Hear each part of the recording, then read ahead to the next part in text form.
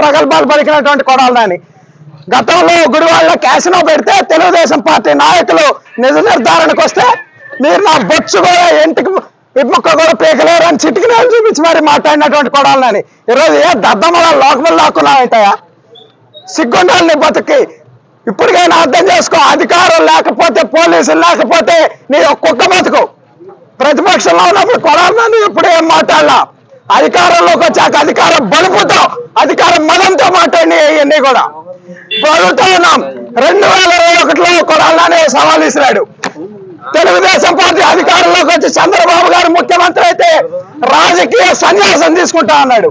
ఈరోజు అడుగుతా ఉన్నాం కొడాలని రాజకీయ సన్యాసం తీసుకోవడానికి రెడీగా ఉన్నామని అడుగుతా ఉన్నాం. ఇంట్లో దాక్కున్నాడు, పిరిగి పొంత దాక్కున్నట్టు. గుడివాడ ప్రజలు భారీ మెజార్టీతో తెలుగుదేశం పార్టీని గెలిపించారంటే